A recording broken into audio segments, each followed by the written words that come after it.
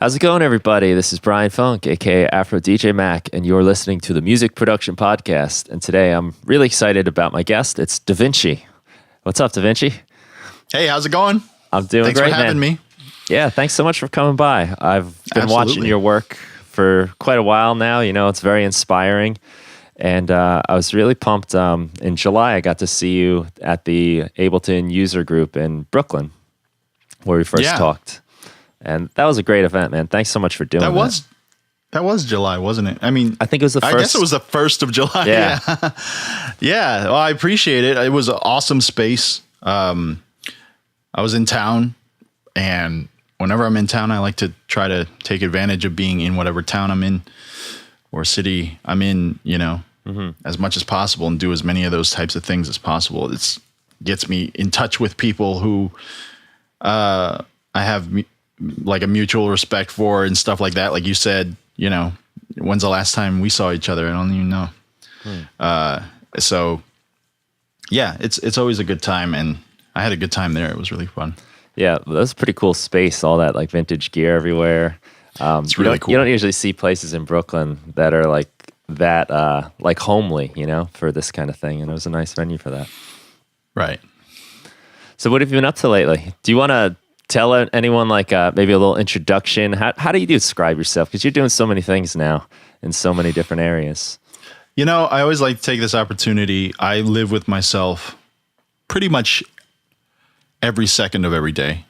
I say pretty much because I sometimes lose myself, but I like to take that opportunity to see how would you describe from like an outside perspective. And it has nothing to do with vanity or anything. I just like have no concept of how it looks like what I do or who I am, you know? So it's always interesting to get that. What do you think?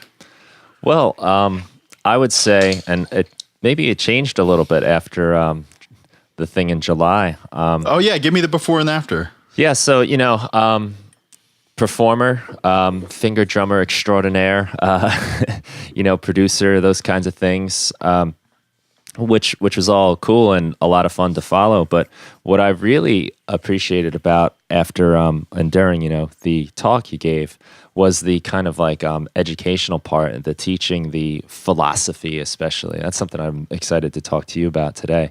Just the way you kind of approach things from a philosophical standpoint.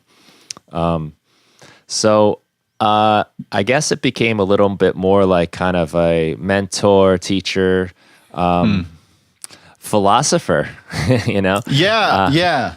I really like the way you connect a lot of the things in your life, a lot of your beliefs, a lot of your practices, and you talked a lot about like martial arts and your work with just being present in what you do, and how that all translates into the music. And I've always kind of found that everything's connected. You know, everything you do is sort of like related in one way or another. And if you know, keep an eye open, you can see these like paths and connections between things. And you really talked a lot about that. And for me, that was great. You know, I left there being like, all right, I got a lot to think about and a lot of cool ways to look at things now. That's awesome. Yeah, I mean, that pretty much is what I would have said as well. But like you hit on some things that I probably wouldn't have mentioned, not to that answer, which is that, yeah, I, on the surface, very much performer, music producer. I've worked with my group, Solillaquists of Sound, and my other group, Chakra Khan, and help run a creative collective down here in Orlando. I work with Lauryn Hill as well. And I, you know, obviously like controllers or finger drummer or whatever you want to call it is a big part of what I do, as well as producing. But the things that are really important to me are those things that I brought up at that user group, which is how the sausage is made, if you will, you know, because I think it's really easy to get caught up in the product of things, but the process is super, super important as an art piece in itself, or at least as something to share, because it's the thing that everyone understands, regardless if they like the product or not.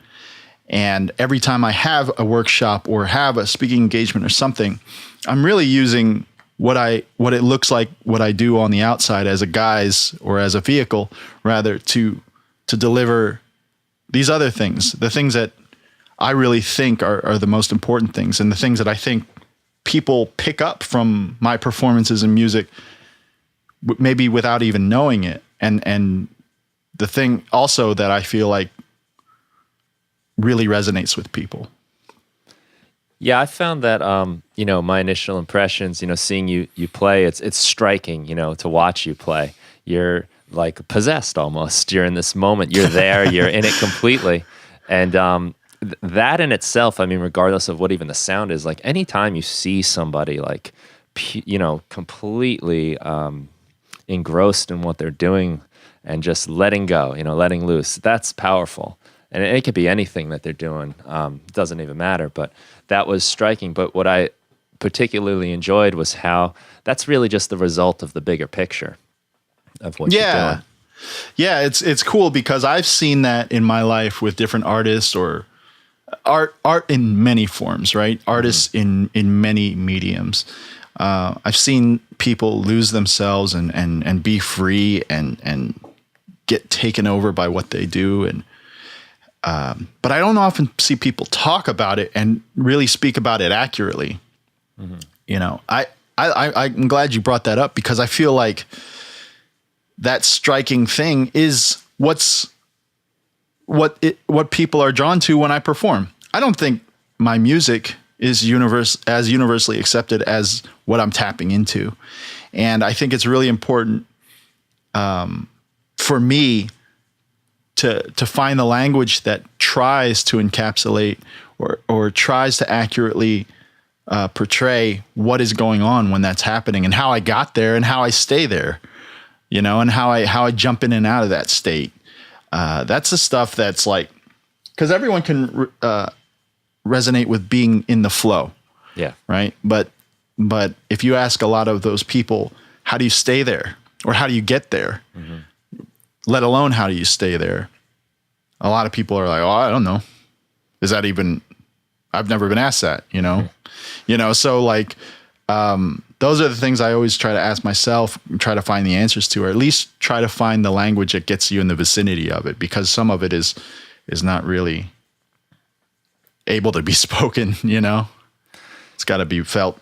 Yeah, it's a weird thing because it's kind of like this elusive thing that you sort of like just find yourself in a lot of times, where it's like, oh, wow, 3 hours just went by. And it's also the kind of thing when you realize it's happening, sometimes that's it. Poof, it's gone. As soon as you realize it's happening, then it's gone. Like therein lies the rub. And there's the trick to it, which is you have to submit and allow your unconscious self to do the work, as opposed to your conscious self trying to come in and make sense of it. You can do that afterwards and get some cool metrics and answers to the questions you would have about it. But while you're in it, it's not about controlling it. It's about allowing it to come through you. And to put it really simply, you got to be out of your head. As soon as you're in your head, you're out of it. And one of the things I always like to share with people is to understand how to stay in that state of freedom, of flow, or whatever you want to call it. It's important to understand what takes you out of it. And a good assumption to make is to always think, okay, well, I'm out of it. I must be in my head, right? 9 times out of 10, I'd argue 10 times out of 10, that's what's happening. You got out of the activity because you were in your head. How do you get out of your head is the next question. And my answer to that is to get into your body. That's the quickest way to do it. I mean, a lot of people say, okay, well, what do you do when you get stuck working on something? Like what's typical answers that people mention that you've come across? Or what do you tell people? Because I'm sure you've been asked that, like, what do you do when you get stuck? Well, I think a big thing that happens with people and myself, and I can speak from experience, is that when you're creating, a lot of times when you're in those early stages, you're working on something that's totally new. It's like a little infant. I like to use that analogy. It's like a little baby, you know, and it's just being born and it's just growing and it's just taking its first steps. And I think we start comparing what we're working on to other things that we like or appreciate. So say, you know, you work on your track and then you're like, you know, oh, well, that doesn't sound as good as this track by whoever, you know, this professionally done thing. And you're taking your little infant baby idea and comparing it to something that's been polished, that's been worked on. To an adult. Yeah, to an adult. It's like taking a kid that just starts in Little League and saying like, you know what, you're not as good as Derek Jeter, man. Forget it. But that's what we do to ourselves in our heads. Like, why can't you walk yet? Right. You should be running. Yeah, exactly. Like, you're never going to make it to the big leagues that way, kid. But I think it's so important in those early stages to try not to be a critic, to try to just let things happen, just let it come out and not worry about if it's good or bad or if it's any, you know, worth listening to, because nothing really ever comes out perfectly on the first shot, you know. There's you know, there's that rare occasion, I guess, where you sit down and like kind of songs just pop out of you, but that's just not the ordinary case as far as I can tell. So yeah, I think it's this kind of judgmental thing, you know, the editing side of you coming in a little too early when you need to just kind of be free and let things happen and accept things as what they are.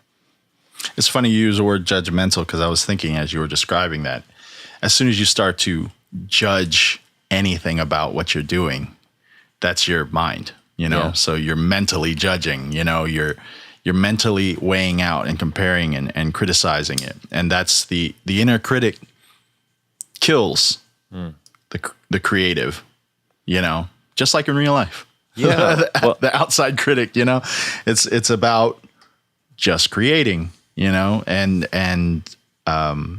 getting into that state and allowing it to come out.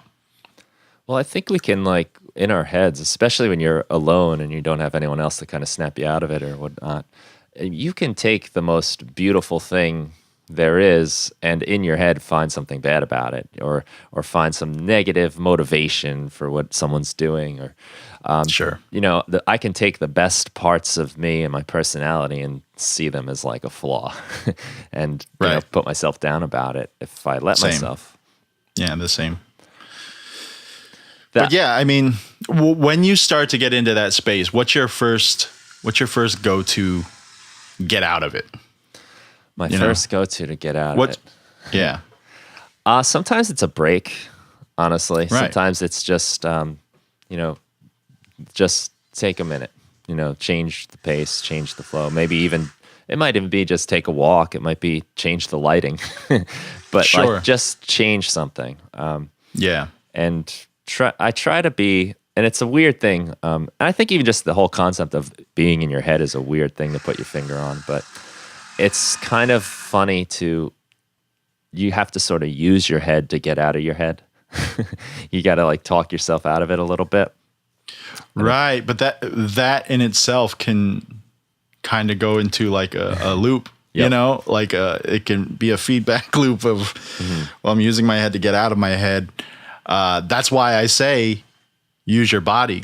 And this is something I did learn from martial arts, and also that was completely parallel to me performing, which is the places I felt the most free are when I'm wholly immersed into something, not just mentally immersed into it, but my body, my emotions, my physical state, my mental state, it's all working in concert with each other. And there's not one part of me that's doing more work than the other.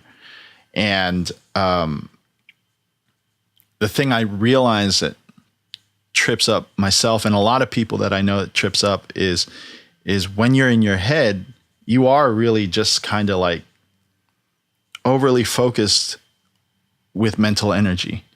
And I think the quickest way to get out of that, like I said, is get into your body, like start moving, you know? It's hidden in the thing that everyone says is go take a walk, you know, like, cause a lot of people say, go take a walk. but that's exactly what you're doing. You're taking some of the energetic focus that's trapped up in your head from your neck up, right?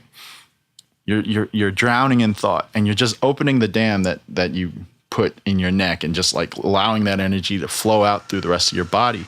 I mean, in a very literal way, you're in the flow when you're taking a shower. Well, why do you think, Yeah. a lot of great ideas come in the shower? Because you're not just thinking, but you're actually doing something, and you're engaging the sensory parts of your whole body. And that's the stuff that I found, it's like hidden right in front of our face, which is that we kind of give more credit to like these emotional or metaphysical or mental planes, but like it's not any more important than the physical plane too. The physical plane needs to be engaged too. And that's when I realized, like, oh crap, like, man, well, as soon as I start, like, even just sitting there, I'll get stuck. I'll just start playing without thinking. That always does it. Or if that mostly does it, or even if like I'm really focused, I'll start slapping my arms like somebody about to get into a fight, but it just because what I'm doing is I'm activating nerves in other parts of my body. You don't have a finite amount of focus and energy to work with. If it's all trapped up here, you're going to drown in thought. But as soon as you start like bringing it out and bringing it down, you have some room to actually think, Yeah. I see that a lot. I started playing guitar and playing in rock bands, a little bit of drums here and there, and they're all very physical. You're standing, you're moving, and it's very easy to just get, I mean, we could play as a group and you're totally sweating by the end of it. It's a very physical thing. But when you're sitting at your desk producing music, you're barely moving. And one thing I did years ago it's a funny thing. Like sometimes people ask me like one of the most important purchases I ever made. And it's this table I bought. It's a table that goes up to countertop height. So I'm standing when I produce. Right. And, nice. And that just... the beat's going and then your body starts moving, your head's bobbing, and you're walking around a little bit. And I find that's like a really big, important part of when I'm making music. I'm so much more inclined to kind of get lost in it when I'm feeling that way, when I'm up, when I'm moving. Yeah. I mean, standing up, I actually wanted to invest in one of those studio desks that goes up and down as well, because it's kind of funny. It makes me think of the Squatty Potty. When you're standing up, you're a clearer pathway. You know what I mean? You're not you're not kinking the hose, Yeah. So, like when you're sitting down, you're kind of like, so it made me think of that in a kind of metaphoric way of like it makes sense that when you're able to allow. Because, I mean, look at gospel singers. They always say that when I'm singing, it's not me, God's coming through me, right? Uh-huh. Well, whatever you believe in, some sort of creative energy gets to flow through you more when you're a clear pathway. Mm-hmm. And there's a ton of things that can come up and kink the hose, and keep that from happening. But it's in your best interest, I think, to in a very physical and emotional and mental way, not just one of those, but all three of those ways and more, to be a good pathway. Yeah. Yeah, I hear you on that. Like, even like just the whole exercise, getting the blood flowing, physical connection is super important. And I get really depressed when I don't exercise, like, my days don't go as well. And then like I'll start remembering, like I'll start to think like, man, I don't feel good. I feel like I've been in a funk this whole time. But then it's like, oh yeah, I haven't exercised. And there's chemical truths to that and why that's helpful. But also it's just, I've been in my head too much, Yeah. It's as simple as that. And again, the best way to get out of your head is get into your body. Yeah. Yeah, I'd love to hear a little bit about your connection with the martial arts.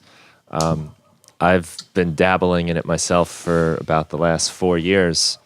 And one of the things my teacher always says is, I will get to you through your body, once we get out of your head. And so much of the time when we're working out, You had a good teacher.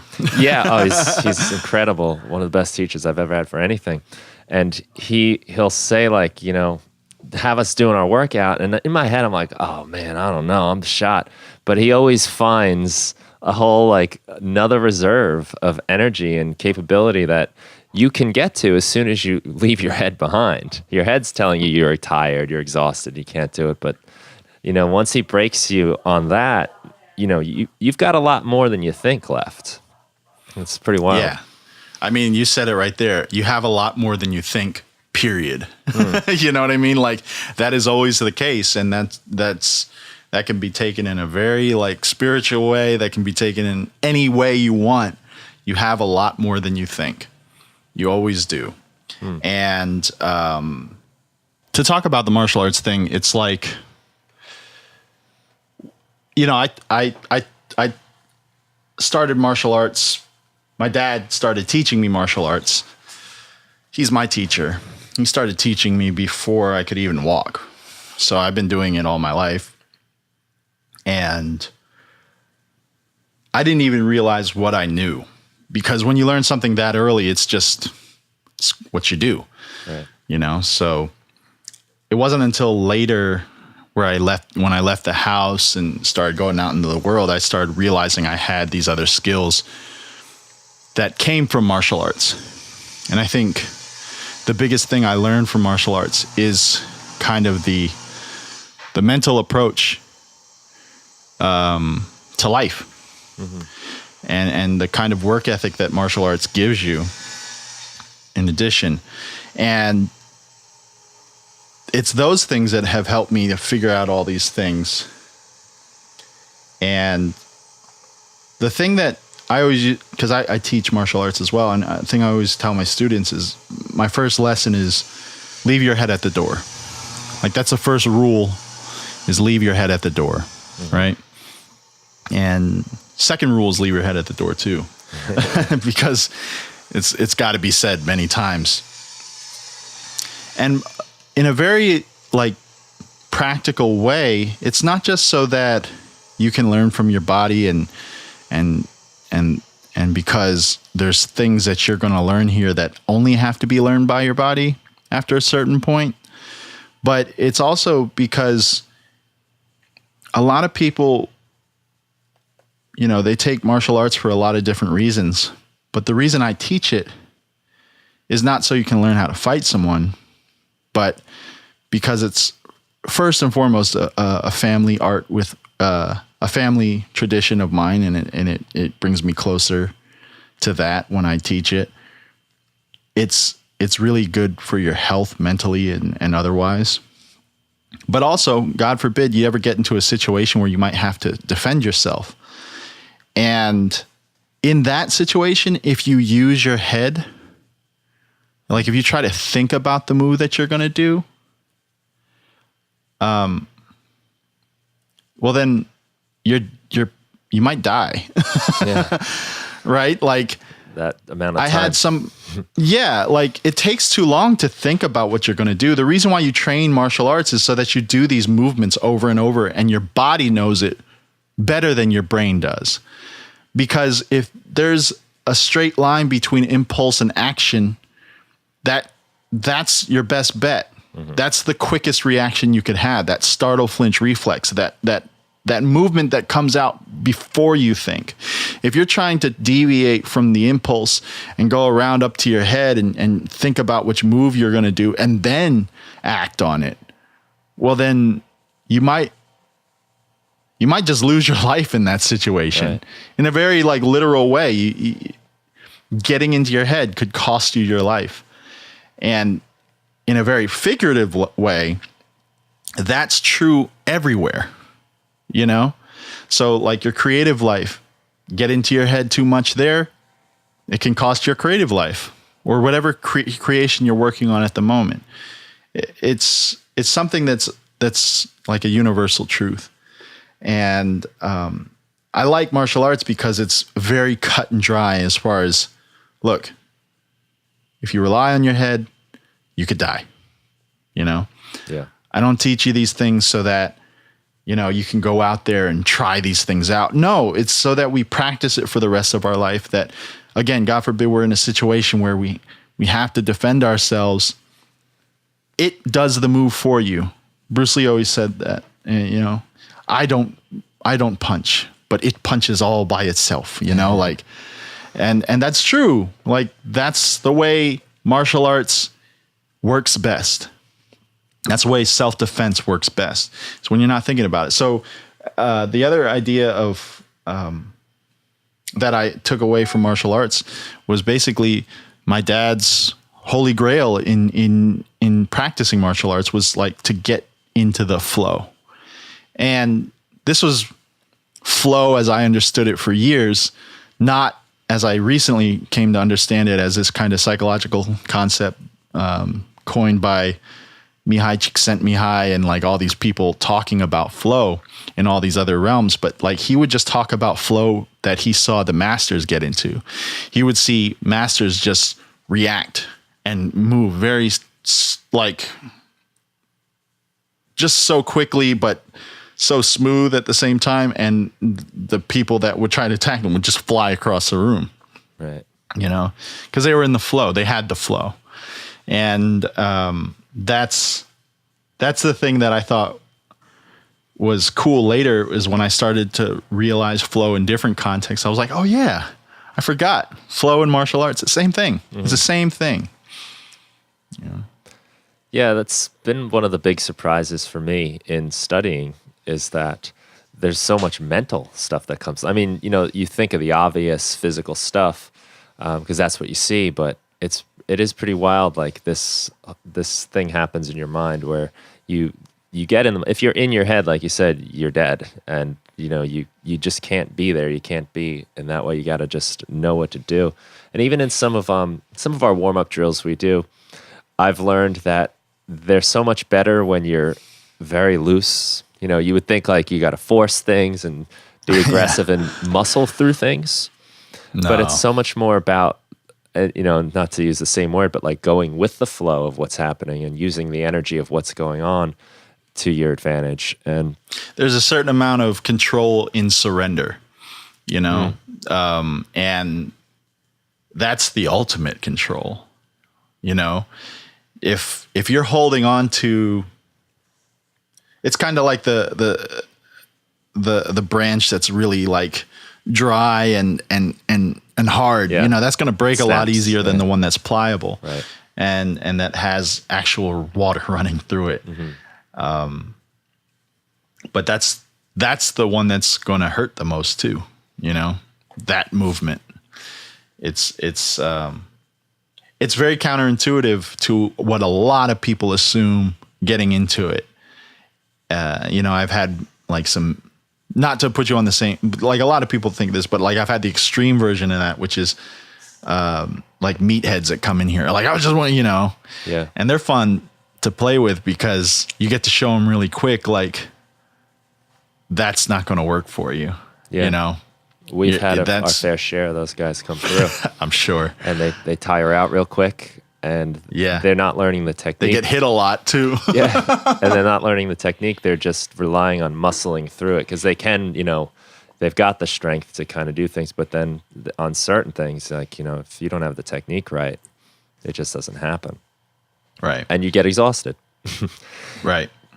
Totally not going with the flow. And I guess that's, you can see that in the creative worlds too, because so often if I'm trying to force something to be a certain way, it's rare that it gets there. You know, as much as I feel like I've known and I've learned over the years, once I'm forcing it to be a certain way, it's not as good, but I get so much more satisfaction, I guess, when I kind of let things be what they are.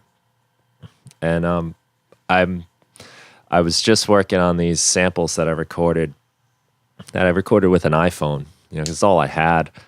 And yeah, they don't sound great. There's background noise, there's rumble and all kinds of nonsense that you wouldn't really want there.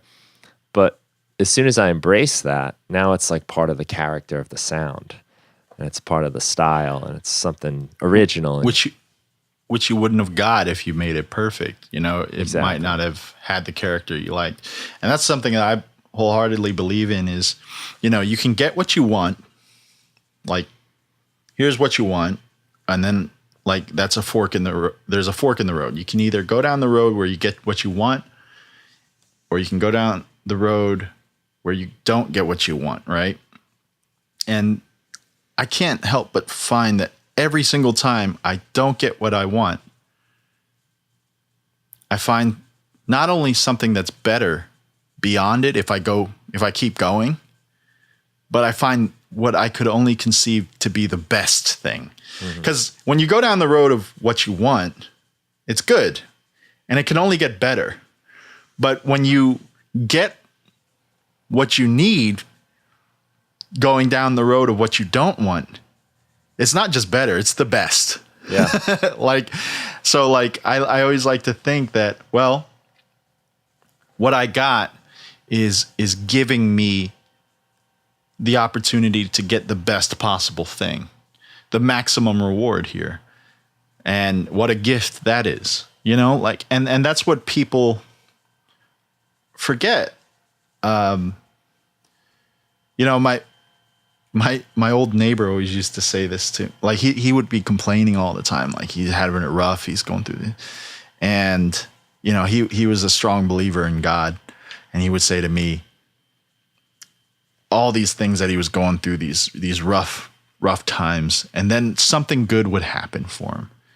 And he'd be so happy. And then he like when we were leaving, he'd be like, yeah, man, God is good. Yeah.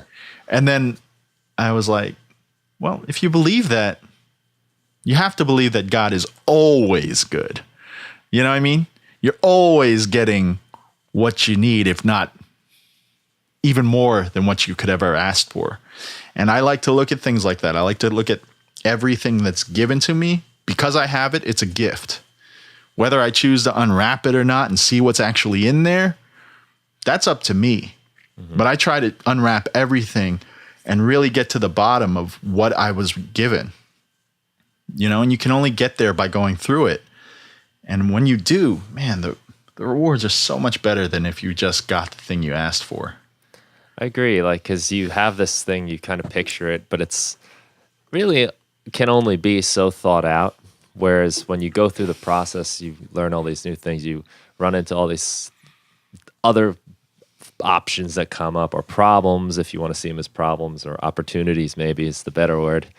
Right. And I've been finding myself saying this a little bit lately. Like, it's like, instead of just working on your own to get that thing, as you said, that you want, it's more like you're in this collaboration with chance and whatever kind of comes up. And now you're working with that. And it's a much more creative process, I think, than forcing it to the direction you want it to get. Because now you're dealing with these unexpected twists and turns. And a lot of times it takes you somewhere totally new that you never would have dreamed up. Yeah, and it's awesome. It's always amazing. You know, if you always just got what you want, then you'd never grow past what you could think you could have. But what if I told you could have more than you could ever imagine? Well, you can only get there by operating outside of what you think. You know, what you think is right. And that goes to, again, what was said here was, it's more than you think. Yeah. You know, it's more than you think. I like to think of life and figuring out how this all works and the kind of music you make with yourself in this learning process as a concert of trust, right? If you were in an orchestra and everyone's playing something, it's almost setting your default to be like, anything anybody plays is right. So the person next to you playing the tuba or whatever, they play a wrong note. The note that wasn't supposed to be played, I should say. But then you trust it and then you go with it, right? You trust it, and then everyone else starts to trust it too. And then this amazing thing happens beyond what you guys set out to do together, the music you make. And I think I liken that to even the way I feel about myself, because there's things that intuitively come up, and that might be like the violin player in me, the intuition. And then the intuition says this, no, we're going this way. And then the rest of me has to trust, and go there. But then like the physical part of me might say, oh, but no, this way, I can't do this, but I can do this. Then the other parts of me have to follow that. And when you have this utterly unshakable, unconditional trust in yourself and whatever you feel, man, life is just the greatest song you could ever make. Yeah, that's nice. And I think it keeps you out of your head too, because when you're trying to make it somewhere, now you're judging, you're forcing it into something, and now you're in your head thinking it's supposed to be this one thing rather than what it actually is. Whereas if you just go with that unexpected tuba note, you're now right. This is where it's going, and this is where it is. It's one of my favorite moments when I play with a group of people, is when we're coming up with something and somebody does something surprising, or maybe it was not intended, and it becomes something else. And it's always the greatest part of the song. Yeah, it's the most exciting twist. Without fail. I love when that happened, and he's like, yeah, I didn't even mean to do that. Right. Well, that's why I love to improvise on stage, and that's why I perform the way I do, is because the way I perform sets me up to have tons of moments like that while I'm performing. Mm-hmm. And that's why I get so crazy on stage, because when that happens and I'm in the flow of doing it, like, it's so exciting. Like, yeah. I'm simultaneously reacting to things as I'm doing them. And that's a crazy place to be in. Mm-hmm. Like, to simultaneously in real time be equally reacting and equally pushing, like acting and reacting at the same time. And man, who doesn't twitch to even just think about something like that? It's kind of like a physical, metaphysical, and mental conundrum of whatever. But like, that's what's happening when I'm playing. And that, I think, is freedom, because I'm completely in the moment. And that's what you're doing. You're not pushing or pulling. You are the tension, right? It's not about this or that. It's about the or in the this or that, right? You're not just paying attention to the future or the past. It's now, Yeah. Well, that's a term you used a lot in back in Brooklyn in July, was freedom, being free. And your kind of definition of that, where you're just, I guess that's the flow state as you define it. That's my main medium, is freedom. Mm-hmm. I used to think I was a music producer. I used to think I was a performer, music performer, all these things. But I've come to realize, like, I am someone who goes out there and displays freedom. Like, that's why I recognize what I do when I'm performing. And making that designation, making that clarification with myself has cleared up a lot of things for me. Even as a music producer, that's me as a performer, but as a music producer, I don't even fully resonate with being a music producer, because I don't really enjoy making albums. I don't enjoy any one particular type of music over the other. I used to think I loved hip hop. I didn't love hip hop. I just loved music that I thought was innovative and fresh to me, and that piqued my interest in that kind of innovative way. Because before I wanted to do music, I wanted to be an inventor. And I had this healer talk to me once, and he kept saying to me, I want you to remember your childhood dreams. And I was like, man, I'm living my childhood dreams. I get to innovate through what I'm doing and stuff like that, blah, blah, blah. He's like, no, I want you to really think about that. And I didn't realize until this year, he was saying, hey, look, the first thing you ever wanted to be was an inventor. Recognize that that's what you are. and it's going to clear up a lot of these other things that you're not resolved on. When I found that out, I was like, holy shit, like, wow. Okay. I'm not a music producer. I'm an inventor that uses music as a medium to invent. And I've said that for a really long time, but like the way I said it this year, I was just like, oh. And then when I was able to have a conversation with someone I was making an album with, he heard me when I said it. And he's like, all right, cool. We don't have to make an album, but let's spend a year figuring out what we are going to make. And I was like, ooh. And like, you know, it really, that piqued my interest. And that's when it really solidified it for me. Like, oh yeah, okay.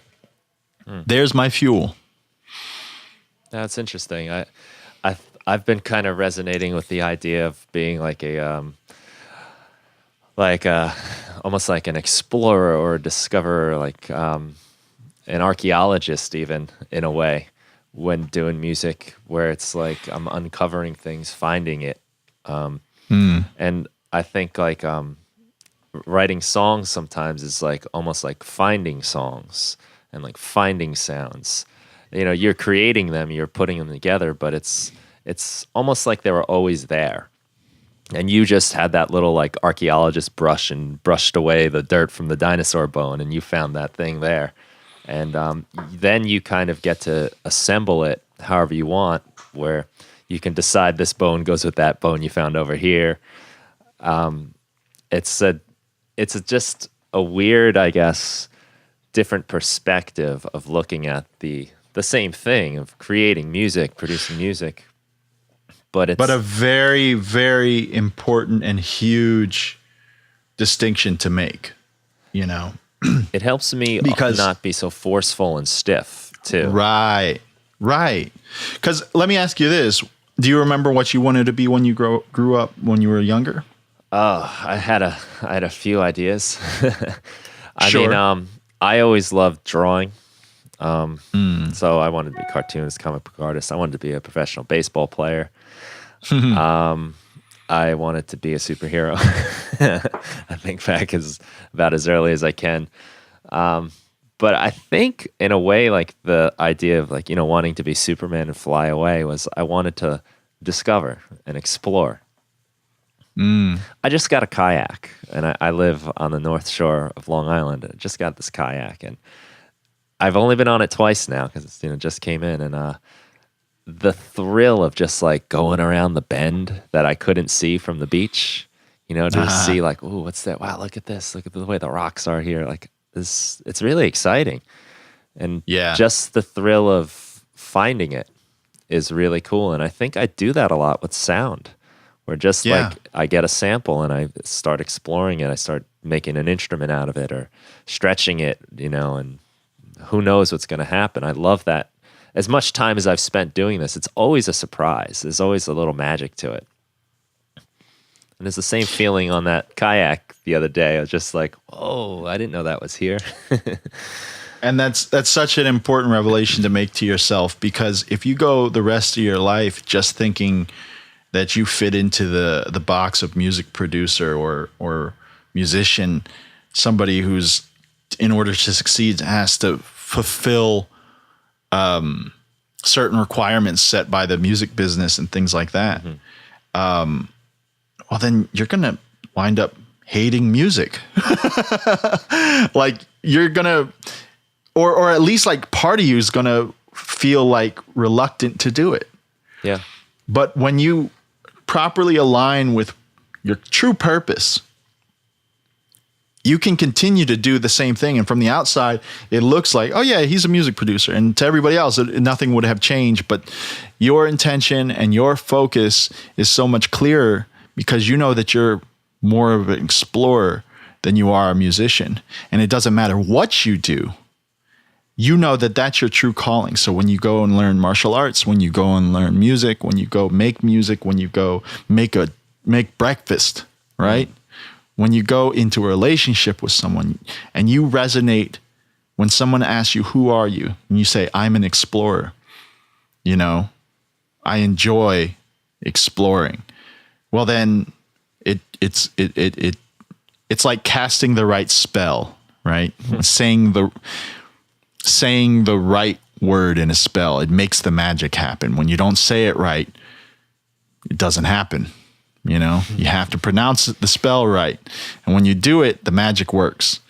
And I think it's such an important thing for people to look beyond the titles of what they're doing and the widely accepted practices and rules set for the activities that they're engaged in, and really get to know themselves to a point where they can say, oh, I'm actually more of a chef, but that does music, right?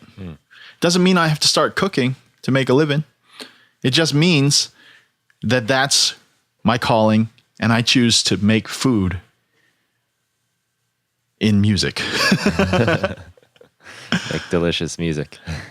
Right. I choose to make delicious music. I choose to make delicious relationships. I choose to fine-tune the recipe of my life, right? Yeah. It's a very subtle shift in thinking, but it is powerful. And it's subtle in the way that being a couple clicks off on a 1,000,000,000-mile journey is. Right. You know what I mean? Like, trajectory is everything. You can be a couple clicks off when you're like a baby, and that's fine. But like, if you take that as your defined course for the rest of your life, by the time you're 30 something, you're going to be miserable or maybe miserable in comparison to where you would be if you were completely aligned with who you really were. Yeah, it really helps you understand what path to take, what decisions to say yes and no to. I like Game of Thrones. I'm a big Game of Thrones fan. Me too. Okay, so there's a part. It's not a huge spoiler. It's not. It's but okay. basically, It's okay. They should have watched. Yeah, you should have watched. It's your fault. Littlefinger, he says, I only really want one thing, and that's to sit on that throne. I know exactly what you're gonna say. And he says, every decision in my life, I close my eyes and I think, does this choice get me closer to what I want there? And I love that. You know, he's a conniving, crazy motherfucker, but like at the same time, like he's got a sound life because he knows exactly what he wants, and he can align everything that he does in his life to go towards that goal. And because of that, he's the best at what he does. Yeah. You can't outsmart that dude. I love that you brought that up. My wife and I were talking about that very line recently. And just that laser focus, that understanding that like, I'm either going to do this and it's going to get me there, or I'm not going to do it because it's not going to get me there. Love it. And here's the messed up part is everyone like champions that laser focus, but no one understands what predates that laser focus, and that's knowing exactly what you want, right? So people try to like just assume they know what they want, assume that the title of what they've set out to do is accurate to their purpose, and just try to force that laser focus. That laser focus isn't something you force.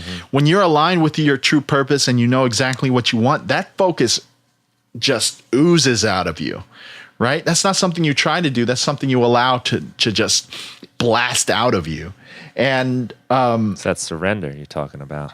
You're surrendering to a higher power, and that's when the best music, that's when the best art, that's when the best life is lived, is when you surrender to that higher power. And I say this to people who believe in God or who don't believe in God. It doesn't matter. Higher power could mean just something bigger than you. If you are thinking that your mind is who you are, well, then that's a very small version of you. That's why I like to say, well, think about your body. Your body's more who you are than your mind is.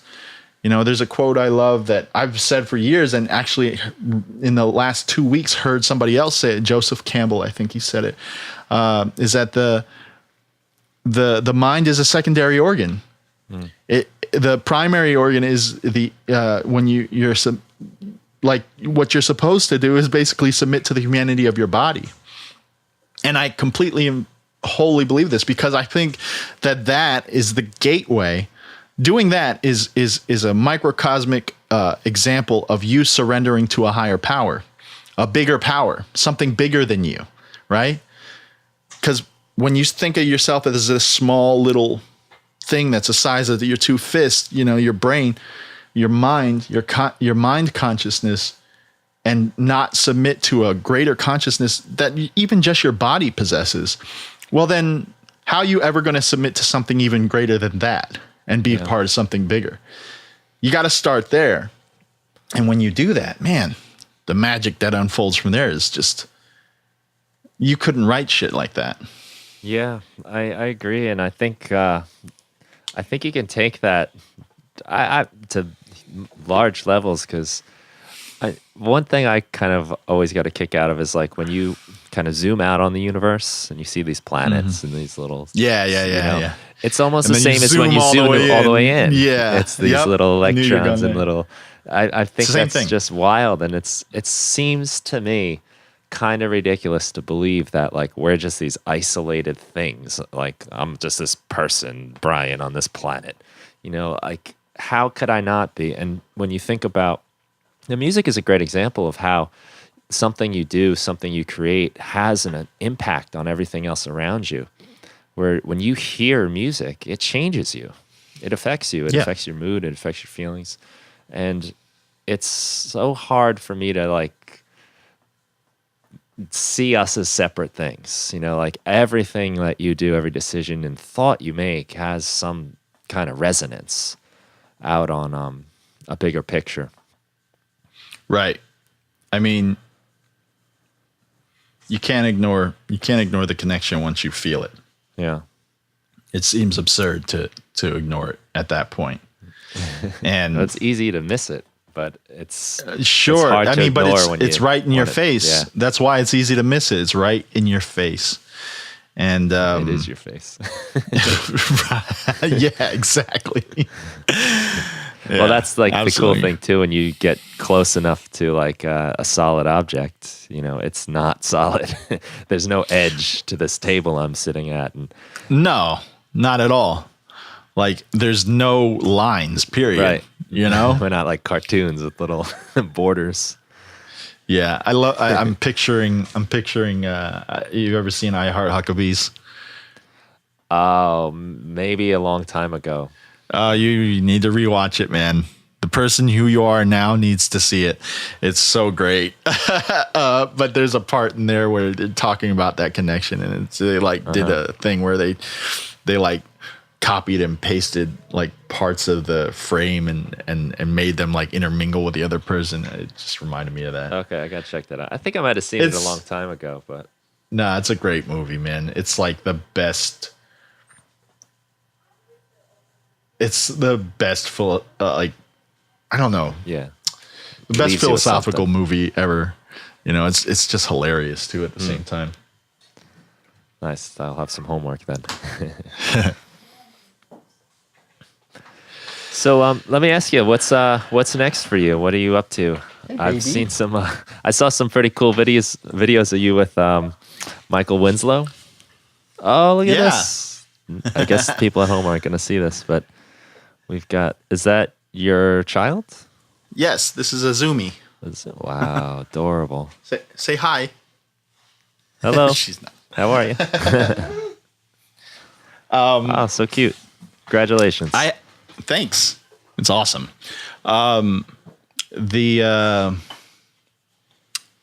thing with Michael Winslow is really cool. It's a group we started called Noisativity. So it's basically him and I improvising.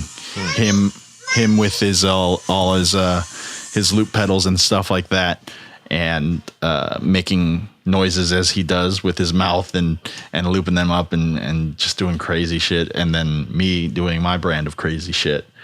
We played Moog Fest this year, and we have some other things in the works to do as well. We were just actually on Viceland on this show about comedians, and they were showing what he was up to now, and us basically jamming in my room here.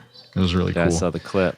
I saw him play probably about 20 years ago, at when Disney MGM Studios was MGM Studios. It was New Year's Eve, and I was just getting into guitar around that time, and I saw he had all those pedals. I was like, whoa! I was like so freaked out that he was using guitar pedals on his mic. Doing all those crazy I mean, sounds. I think he started that in the 80s, early 80s or something like that. And I don't know of anyone that plugged a microphone into a pedal before that, you know, like it's pretty cool. Definitely an innovator. Yeah. Oh, that's But cool. yeah, besides that, working, I run a thing called Studio Sensei. StudioSensei.com is basically my one-on-one coaching service, where we discuss kind of things that I basically help be a sounding board and help people find what they really want to do. And if it's something as simple as like wanting to get over a learning curve within their art or even in their life, you know, I'll do that. But it usually gets down to a place of, I keep trying to do this and it doesn't work out. Something's up. And we figure out what's up. And everyone I've worked with so far, I'm so proud of where they're at. Like they've come from like some of the hardest places, and now they're loving life. Like they're loving everything that they do. And even the stuff that's not working out the way they didn't want it to, like, especially those. And that's super, super fulfilling. And that's why more often than not, that's what I'm talking about when I'm talking about music or when I go do a workshop, is because those things are way more fulfilling than hoping you listen to my album and get that feeling, you know, by osmosis, you know, like, let's talk about those things directly. Yeah. Cause that's why I'm making music and sharing it with you in the first place anyway. You know, like let's really go behind the scenes of it.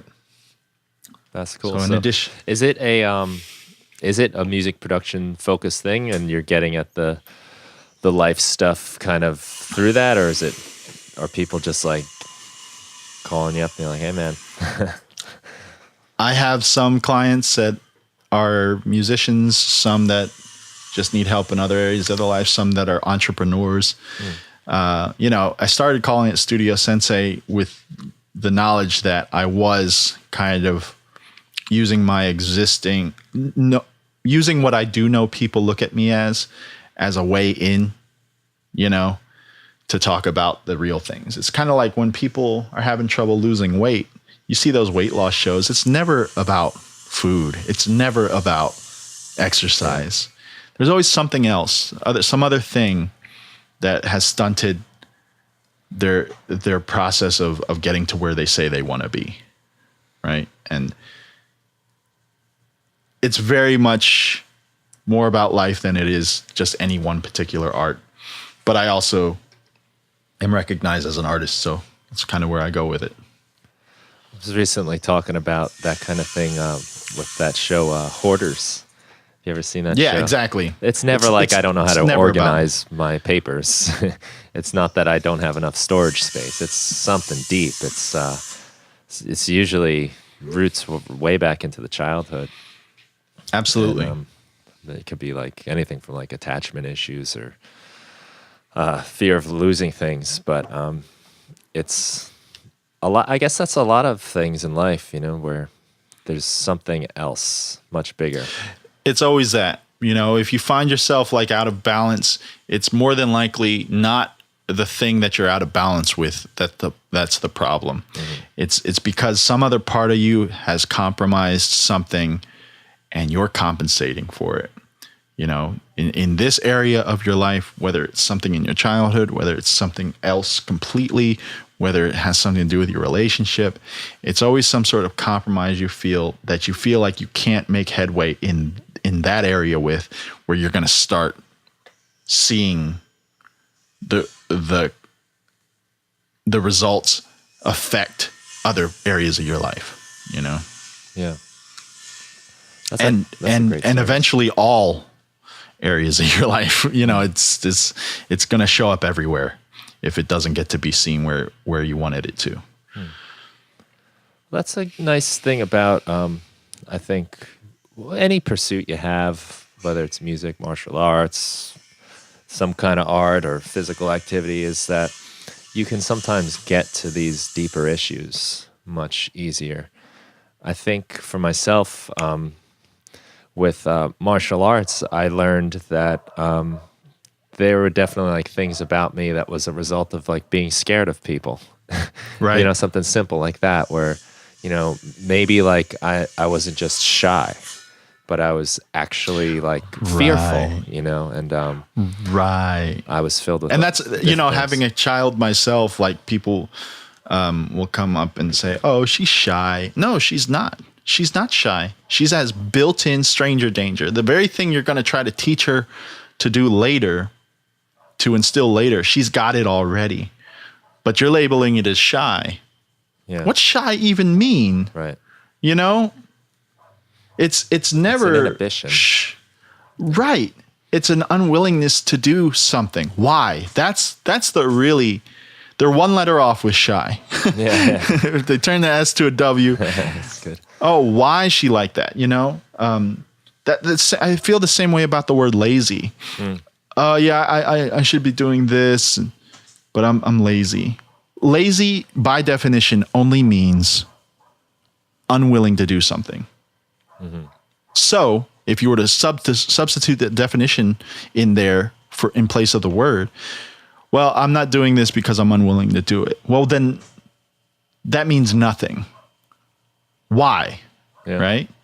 And often when you dig with your why shovel, you'll unearth the real reason why you're not doing it. You more than likely in your core don't want to do it. And that's very important distinction to make. I should be doing this, but I don't, I'm lazy. No, that's completely inaccurate. I'm expected to do this, but I do not want to do it is a way more empowering statement, because it breeds trust in yourself. It puts what you want at the forefront ahead of should, you know? And when you do that, you fine tune that muscle, that strength in trusting yourself.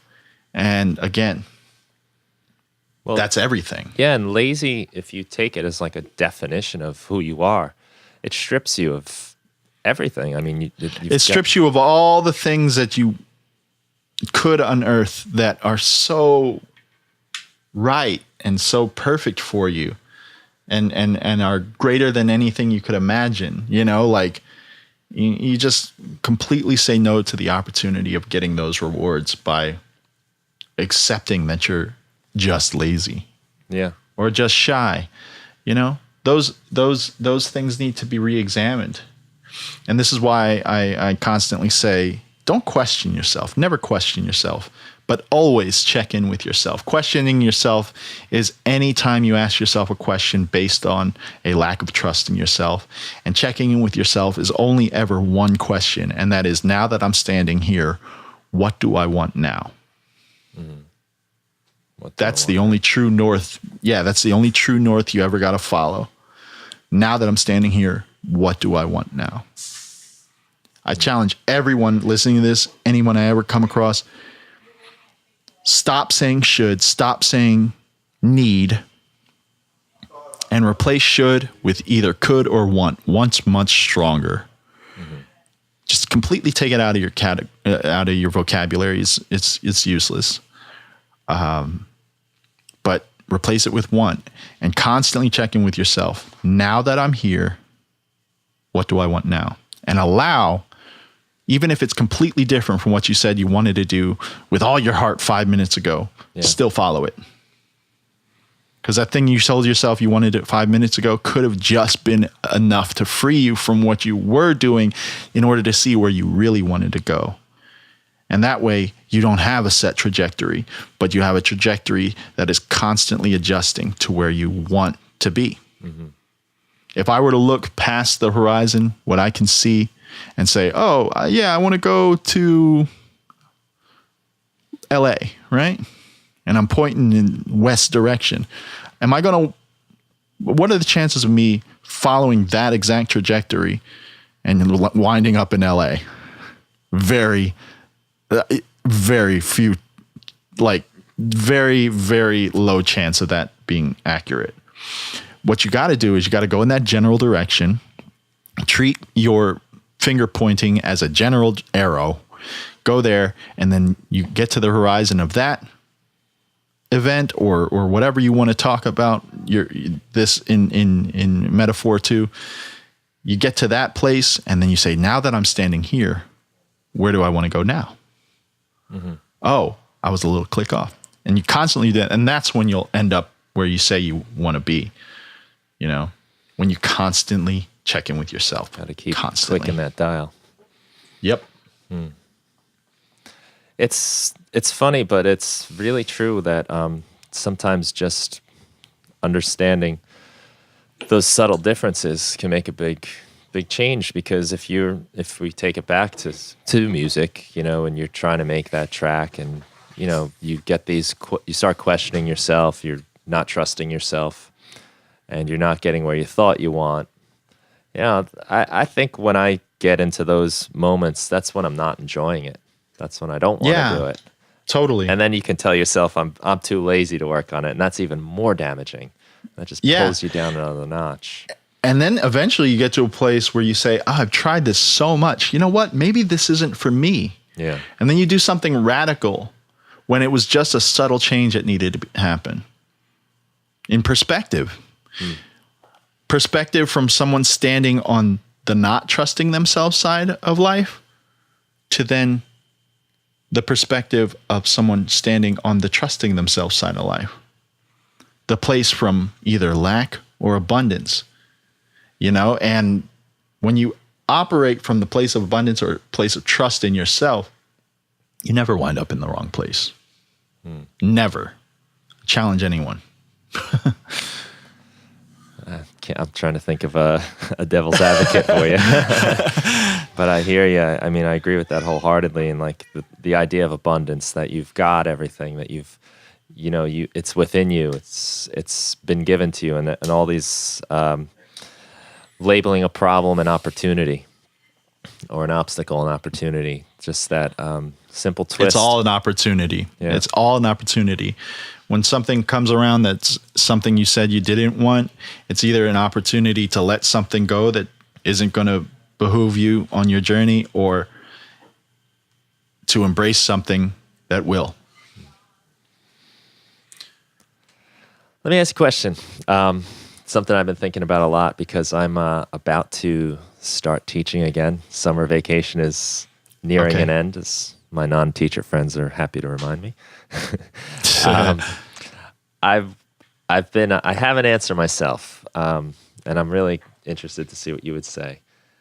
I'm trying to think about, like, what's the most important lesson, I can give a student, just to leave them with. Like, if there's one thing I could get through to them, to like just put in their head. Can you think of something? I mean, I can, because as a things here already, but if you as a rookie father, this is something I've thought about a lot. If I can impart something to my daughter, above all else, if I can have that Peter Baelish little finger laser focus, what is my version in teaching her? What is my version of sitting on that throne? And it is exactly what I've been talking about, which is trust yourself. Mm-hmm. Trust yourself. And I'm talking about like all the time. And you tell people to always do what they want, and you imagine chaos. And that's a trick that keeps us from doing what we want all the time. Because we imagine chaos? Yeah, we imagine, because why do we imagine that? We imagine our life's going to fall apart. We're going to get really fat. We're going to just cheat on everyone and blah, blah, blah. We imagine all these crazy things because we never allow ourselves to think about the whole of what we want. And the whole of what we want doesn't want any of those things. We might want to eat that whole cake. Allow yourself, eat the whole cake. I guarantee at some point, if you constantly ask what you want while eating that whole cake, you're going to stop at some point. Right. Yeah. And even if you do, you're going to say, well, I did want the whole cake, but I also want to be healthy more. Mm-hmm. And you never allow yourself to do that. If you constantly look at what you want as this taboo thing, you have to hold it and you have to trust it. Yeah. Because past what you initially want, you'll find even more of what you want, and even more of what you want, and even more of what you want, and even more, to the point where you can always, always, always trust yourself and trust what you want. That's how I approach my studio Sensei sessions. Someone's struggling with something. I keep trying not to do this, and well, stop trying not to do it. Do it. You want to quit? Quit. Let's explore from there. And it always renders that best result that I talked about when you go down the path of what you thought you didn't want, or what you thought when you were given what you thought you didn't want, I love it, because it's true. A lot of times when we think about what we want, we imagine the chaos that would happen, and we don't do it. Yeah. We don't follow it. But the cake is just a great example, because when you want a piece of cake, you're like, oh, I'm gonna eat that whole cake. You get that feeling, you get that excitement. But of course, and then you deny yourself, and then you like really want to eat it. Yeah, that becomes like an issue. Like you repress it. You Right. repress it, and then you become perverse because of repression. And that's not following what you want. I say, eat the cake. Yeah. Eat the cake. Or at least check in with yourself. What do you Right. want? Like, because if you Right. do want the cake, but then you say, well, you know what? I want to be healthy more. But then you say, well, which one do I want more? Well, I don't know. I kind of want both. Well, then give yourself both. There's a way to have your cake and eat it too. There's a way to have your cake and be healthy. And that is, I'm going to get this cake from a place that's very far away, and I'm going to run there. In fact, I'm going to run off more calories even past eating the cake than I would have if I never ate the cake in the first place. So you just get carrot on the stick yourself, you know what I mean? And gave yourself being fit and having cake. Both can exist. You just got to allow yourself to think that what your impulses are telling you to do is right. Yeah. And then you never become perverse. But that's like a very